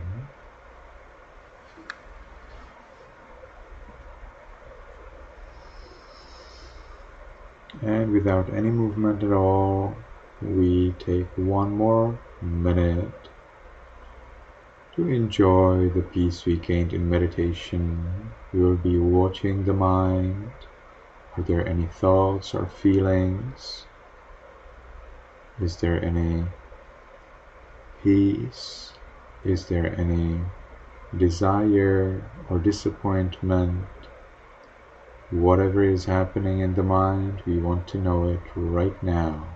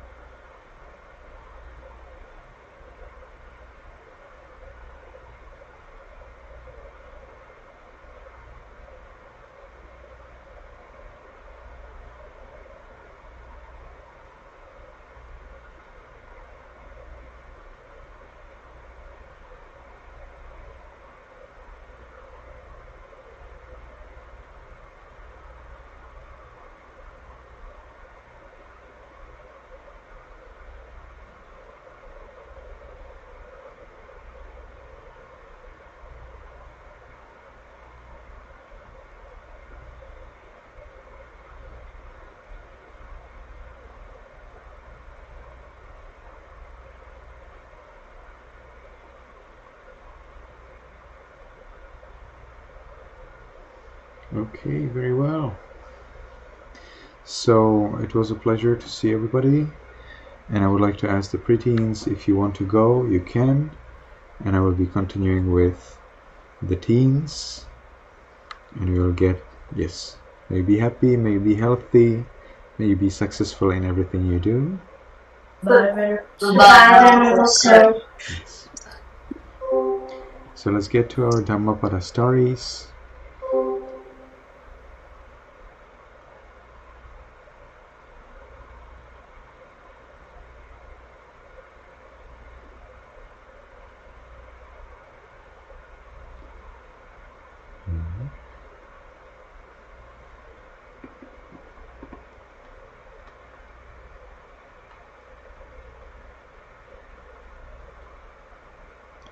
Caitlin didn't come quite a few times, right?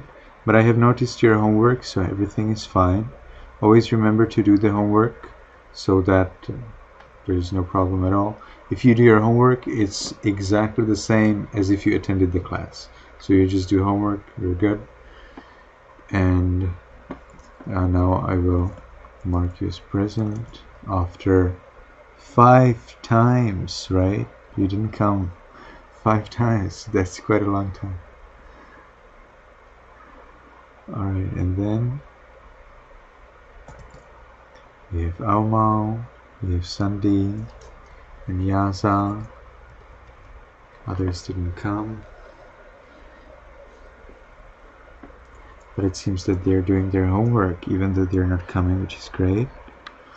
So, let's start with Aomao, story 4.10.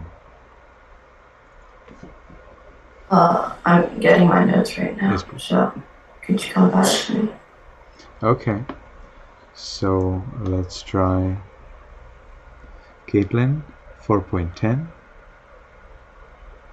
Elder Kasapa the Great arose from a trance of cessation that lasted 7 days and started with the intention of going to the alms in Please wait. You didn't tell the name of the story. First tell the name of the story. Yes. Saka gives alms to Kasapa the Great. Okay. Elder Kasapa the Great rose from a trance of cessation that lasted 7 days and started with the intention of going to the alms in Rajagaha. At the same time, 500 pink-footed nymphs, who were the wives of Saka, the king of the gods, prepared 500 portions of alms intended to give them to the elder. The elder ended up getting mad at the nymphs and snapped his fingers at them. The nymphs went to go tell their husband about this issue. After hearing this, Saka desired to give the alms to the elder himself. So he disguised himself as a poor elderly man and went to see how the elder would react to him. In the end, the elder was able to prove his worthy to the Saka, and Saka gave him the alms. So, did you say that the elder got mad at the nymphs? Is that the word used in the story? It said that in the story that he snapped his fingers at the nymphs. I see. Well, the elder by that time was an arahant, a fully enlightened monk. So, I'd say it's a little dangerous to say that he became mad, but I understand that this is the way how you understand snapping the fingers. Why would he snap the fingers at them? Because he wanted them to go. However, does snapping fingers always imply that the person is mad? I mean, angry with the other one? That, I think, definitely deserves more reflection. Yes. Let me see. So we have story 4.10.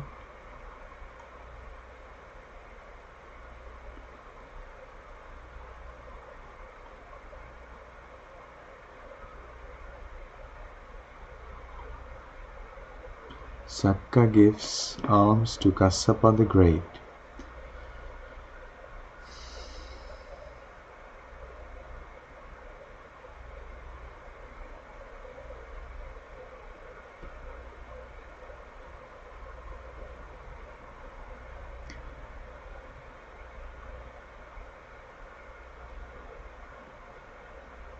I see. So, taking their alms, they halted on the road and said to the elder, "Reverend sir, accept these alms, do us a favor." The elder replied, "Begone, all of you. I intend to bestow my favor on the poor. Reverend sir, do not destroy us, do us a favor." But the elder knew them and refused them again. When they still showed unwillingness to depart and renewed their request, he said, "You do not know your place. Begone." So saying, he snapped his fingers at them. When the nymphs heard the elder snap his fingers, they were unable to retain their composure, and not daring to remain where they were, took flight and returned once more to the world of the gods. So, yes, in Myanmar, however, when monks refuse alms, it's taken as very disrespectful. I mean, like, very disrespectful. So, but Venerable Kasapa is a very special monk, among monks. He didn't really care. He's like, I'm going to give chance to the poor to make merit, and nobody will stop me. So, in Myanmar, what the monks would do, they would probably take an assistant, and they would receive the meal from the 500 Devakanya. Here they call them nymphs, and then they would distribute it to others, to the other monks, and they would continue to the poor village. So that's what would be probably done today in Myanmar. Why did Venerable Kassapa not do that? Probably he didn't want to think that way. He just had his focus and he followed. But he was a fully enlightened arahant, so we cannot really put any blame or any fault on him. Well, that's the way he did, that's the way he understood it, so that's all we can say. Then the king of gods, Sakka, he came in the disguise of a poor man, but in the end he was revealed, right? In the end, Venerable Kassapa revealed the king of gods, right? What do you say, Caitlin? Do you agree? Yes. Yes, he did reveal Sakka. So, perceiving that it was Sakka, he said, "You have done a grievous wrong in depriving poor folk of the opportunity to acquire merit. By bestowing alms on me today, any poor man soever might obtain the post of commander-in-chief or the post of a treasurer. Is there any man poorer than I, reverend sir? How do you come to be poor, enjoying as you do splendor of dominion in the world of the gods?"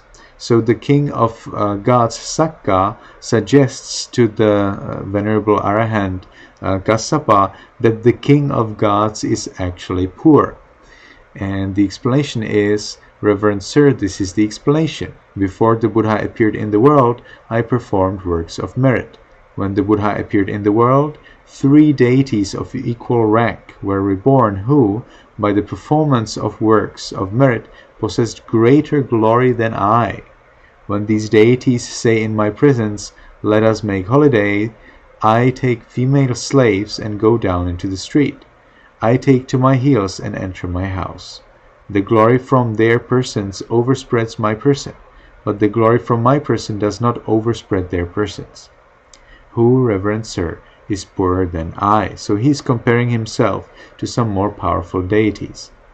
"If this be true, henceforth do not attempt to deceive me by giving alms to me," says Venerable Kassapa. "Have I acquired merit, or have I not acquired merit by giving alms to you through deception?" says the king of God, Kassapa.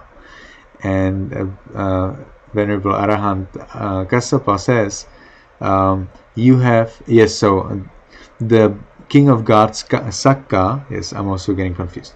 The king of gods, Sakka, says, "Have I acquired merit by giving you alms by deception?" And the Arahant Kassapa says, "You have acquired merit, brother." So then the king of gods says, "If this be true, reverend sir, it is my bounden duty to perform works of merit." So saying, Sakka saluted the elder, and accompanied by Wellborn, not sure what's that, walked sunwise about the elder. So he's they also call it, he circumambulated, there's a word like that.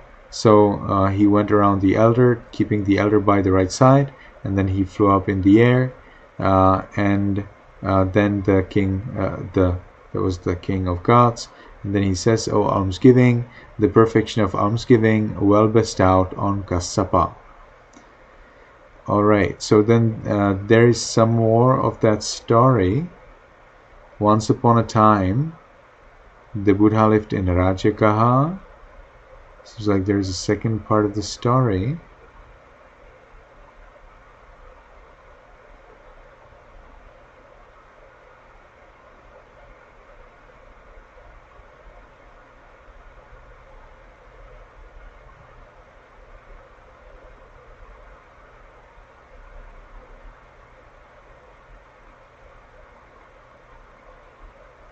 So it seems like a second story, right, of this. Oh, this is from Udana. I see. So this is actually added from Udana. So Caitlin, that portion that you read as if this was a second story in, like the second version of the story, is really a second version of the story. And it is not really a portion of this Dhammapada commentary. That's why it is said that it's from Udana.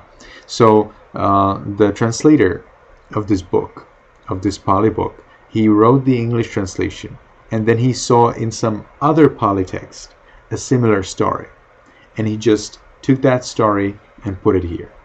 Okay, so this is a story inserted into this translation from somewhere else. So it's not in the original Pali text, but it's in some different Pali text, and the different Pali text is called Udana, which means happy exclamations, or they call it solemn utterances, happy exclamations of the Buddha. So when the Buddha saw something or something happened, the Buddha would happily exclaim, a verse of Dhamma to react on that what happened. So the book Udana is collection of these happy exclamations, and each of those verses, of course, has its story behind it. And one of them is this one. So we get here a second version of the story, but we will skip it. And everybody, of course, is most welcome to read that, but we will continue to next story of Dhammapada, to Aumau. So Aumau, please remember to read the name of the story and then your summary. Story 410. Saka gives alms to Kassapa the Great. Elder Kassapa went for alms in Raja Gaha, but when 500 nymphs prepared alms for him, Elder Kassapa refused because he wanted alms from the poor. So the 500 nymphs went to Saka and explained what happened. After hearing the explanations, the Saka and the nymph transformed into poor old people to give Elder Kassapa alms. When the elder arrived, the Saka and the nymph deceived him by giving him alms. So I told you the story of the Sakka, how he became the king of gods, in the heaven of 33. But I also tell you that he took the asuras by their legs and threw them away.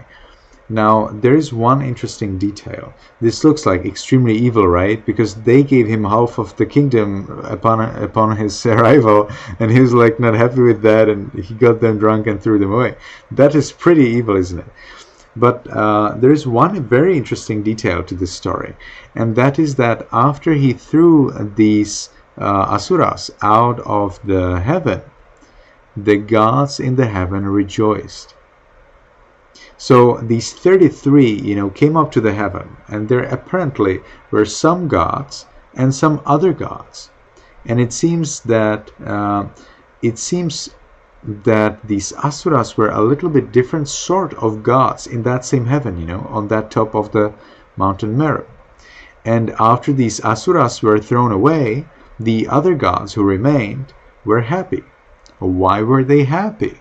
Well, if the asuras were very good people, well, surely the other gods would not be happy when they were expelled, right? So my point is, maybe these asuras actually were some kind of like oppressive government of that heaven. And so when they were thrown away, the others, the gods, they were happy. Because it would be the asuras who could give the half of the kingdom, right, to the king of Sakka. So it must have been them who would be, a kind of government. So that's my point. Maybe Sakka was not that evil. Maybe actually Sakka wanted to liberate the population of the heaven from an oppressive government. So that's why he did this, and he threw them away by getting them drunk. Gods never break the 5 precepts. So if the asuras did drink alcohol, then we will have to say they were not true gods.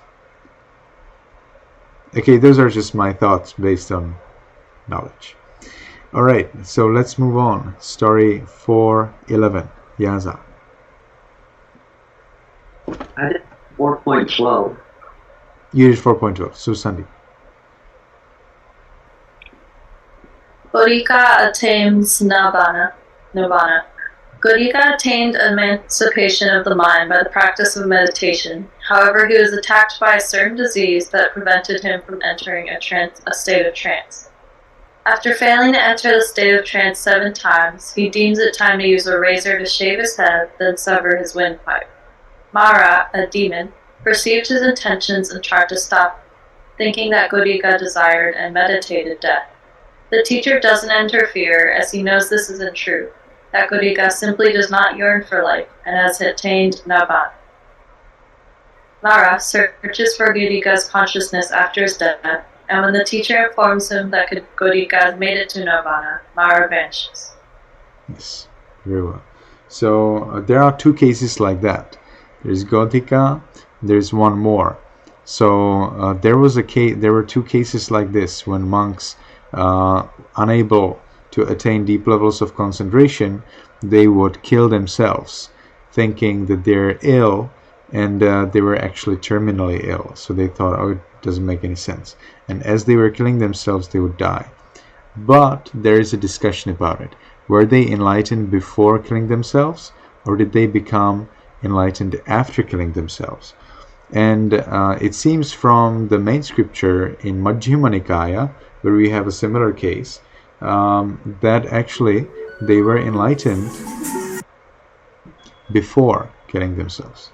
And the Buddha says that he does not find a fault in someone who's fully enlightened and kills themselves.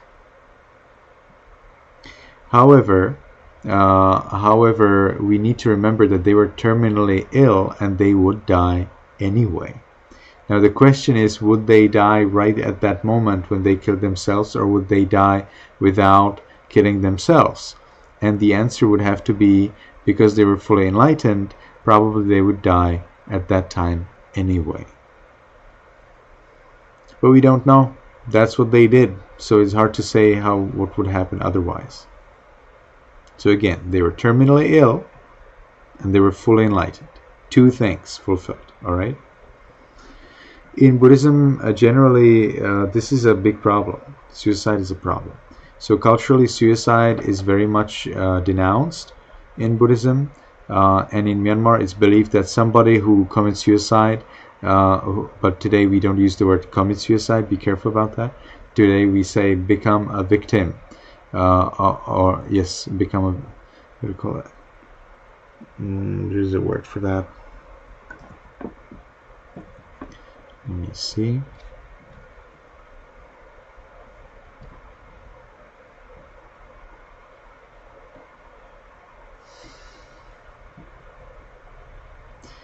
Be lost to suicide. Okay. Be lost to suicide. So today when somebody is, in Myanmar it's believed that if somebody is lost to suicide, they will be lost to suicide another 500 lives. Now, can you see the nonsense? Why is it a nonsense? Who will tell me? Caitlin, why is it a nonsense to say that somebody will commit suicide 500 times after they have committed suicide this time? Because if it's believed that somebody commits suicide, it means that they'll most likely go into a better life. I didn't hear you well. Can you please come closer to the microphone?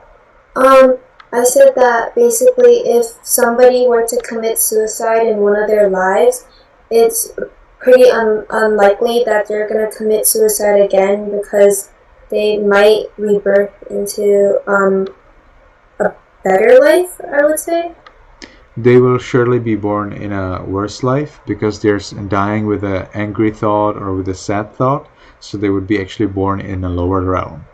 But that's not really it. Yaza, any idea? Why is it a nonsense to say someone who commits suicide, someone who is lost to suicide? Let's learn the right terms. Someone who is lost to suicide would be lost to suicide another 500 lives. Why is that a nonsense?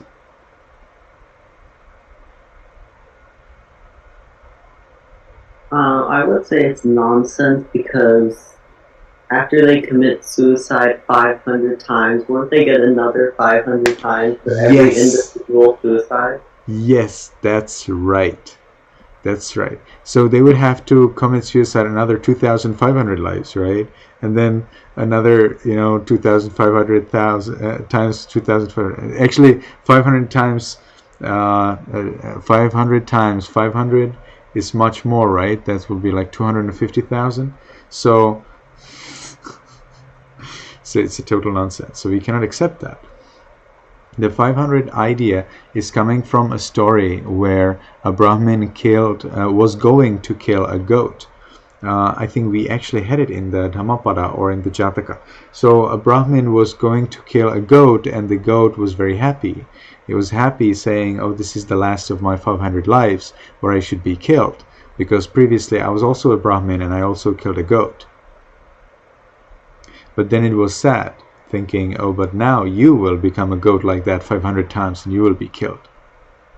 And so the Brahmin didn't kill it, but the goat died anyway. There was a lightning, and the lightning struck a rock, and a little split of that rock cut off the head of the goat. So the goat died anyway for the 500th time. So that's where it's believed that if somebody is lost to suicide one time, they will be lost to suicide 500 times based on this counting. But it doesn't work if it is for oneself. It works if it is for someone else, that counting.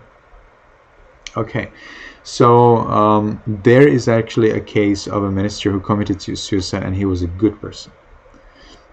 And then he was born in heaven.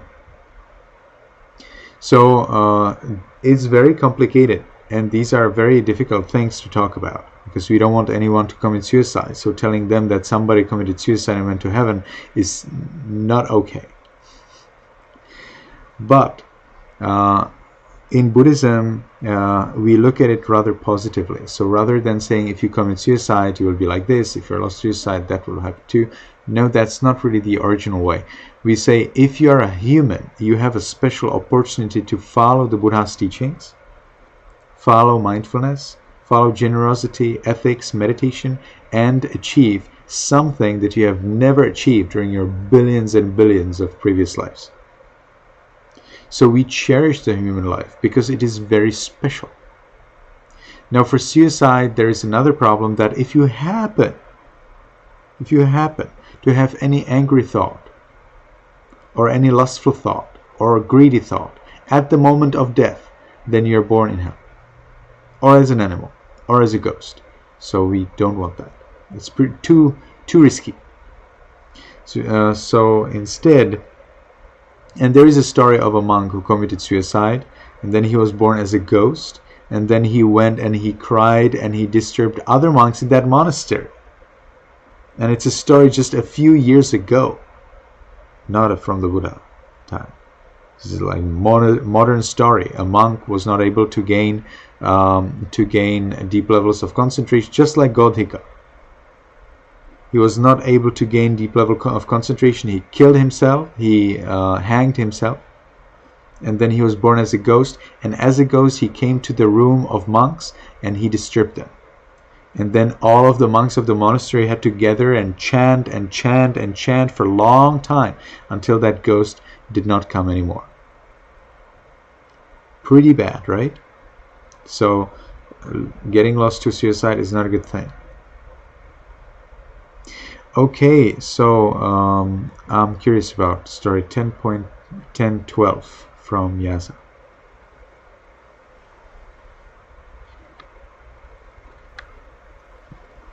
Siriguta and Garadina, 4.12. There was a man named Siriguta who was a lay disciple of the Buddha. He had a friend named Garadina, who was an adherent of the naked ascetics.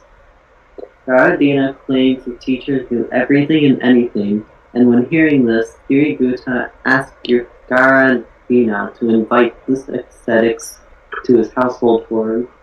However, Siriguta instead humiliated them, and when the ascetics reported this to the king, they received punishment instead of Siriguta for lying about their knowledge. After this, Siriguta proceeded to describe the Buddha's knowledge to Garadina as he had described the naked ascetic, and Garadina did the same as Siriguta had to get revenge. The Buddha saw through Garadina's plans and performed miracles to prevent him and his disciples from harm, as well as Garadina and Siriguta receiving the fruit of conversion after the Buddha gave religious instruction. So the Buddha and the monks, they performed miracles in the house? No, it was just the Buddha. It was just the Buddha performed miracles. Okay, that's good. Because in the story it said that Garadina, he dug a pit and filled it with charcoals, and when the Buddha stepped over the pit, he was supposed to fall in, but then a lotus sprung up and saved him. Okay. Alright. Did the lotus spring up by nature, or did the Buddha make it spring up? I believe the Buddha made it spring up. Okay. Let's look at the text and see how it really was. Sirigutta and Garahadinna. Garahadinna. What a name. Garaha means blame. Dinna means received. Somebody who was received blame. That's the name. Sirigutta. I'm not sure exactly what that means. So let me see what happened with the Buddha.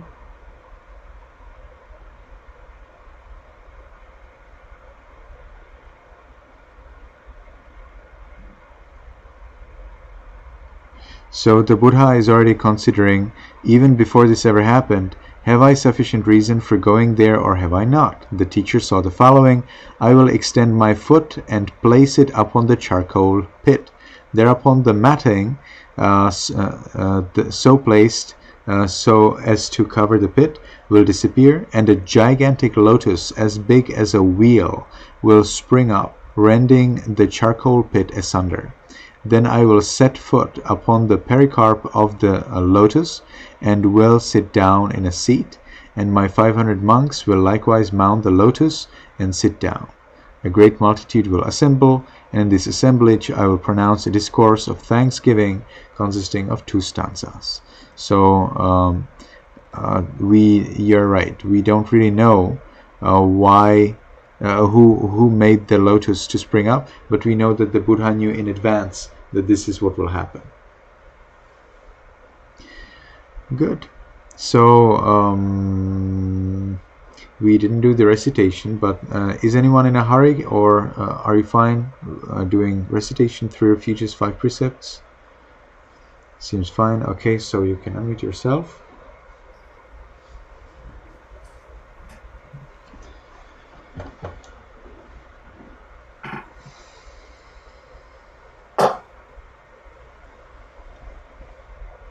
So today we'll do the Burmese pronunciation. Yamaha wadami tam wadayatha. Aham pandi. Titaranena taha. Piensatilan dhamman yasami. Anaugahan katawa. Tilan DhpA bhante. Anukampam upadaya. Dutiyampi aham bhante. Titaranena taha. Piensatilan dhamman yasami. Anaugahan katawa. Tilan DhpA bhante. Anukampam upadaya. Tatiyampi aham bhante. Titaranena taha. Piensatilan dhamman yasami. Anaugahan katawa. Tilan DhpA bhante. Anukampam upadaya. Namo tassa bhagavato arahato tamma sambuddhassa. Namo Namo tassa tassa bhagavato arahato samma sambuddhassa. Namo Namo tassa tassa Buddhassa. Namo Namo tassa tassa bhagavato arahato samma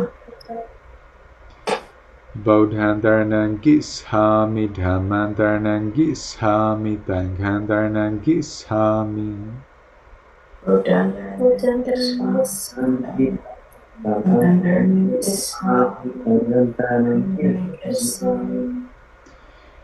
Dutiyampi Bodhantaranam Gishami, Dutiyampi Dhammantaranam Gishami, Dutiyampi Tanghantaranam Gishami.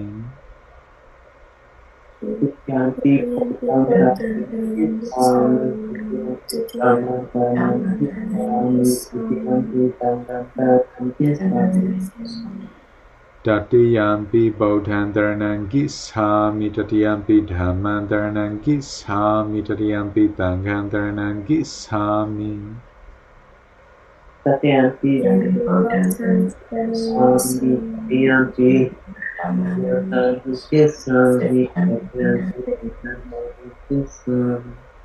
Dharana Paripona. Okay, so Alma, what is the first rule? No killing.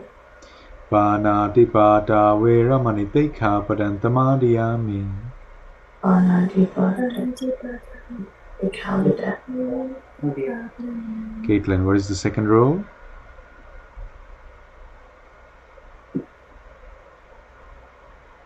No, in English. Oh,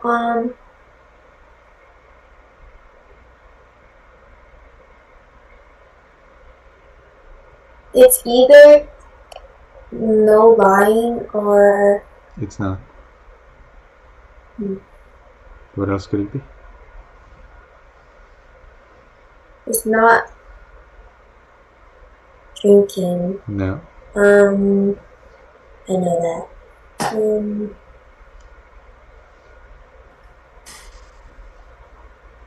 I'm not sure. I forgot.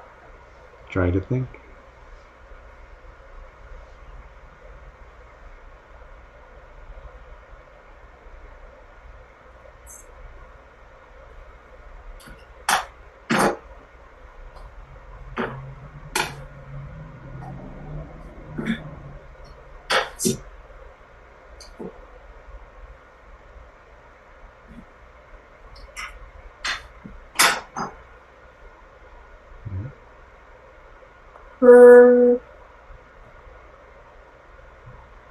Is it sexual misconduct?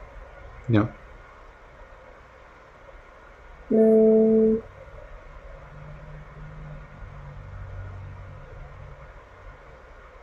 See, one more option. Oh. Then no killing. That's already said by Alma. Oh. Then to not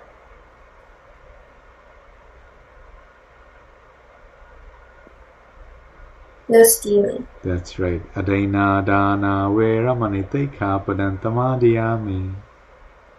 Adena Dana. Okay, Sandy, what is the third precept? No adultery. That's right. Kame tumai sasara veramani tekha padantamadiyami.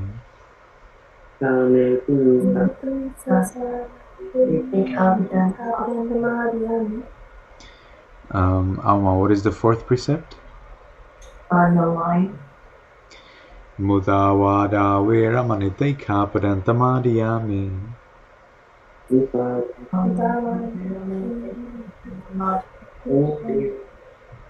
And Sandy, what is the last precept? No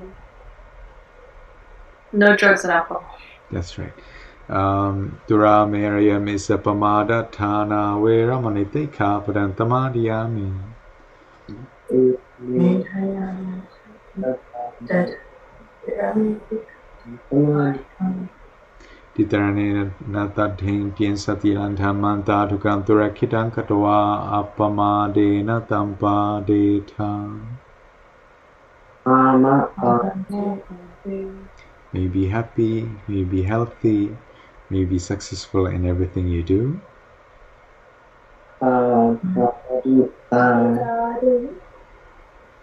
Okay, very well. Let's get reciting Okasa the next week. It was a pleasure to see everybody. May you be happy, may you be healthy, and may you soon attain the eternal bliss of Nibbana. Goodbye, Goodbye, Venerable Sir. Yes, goodbye.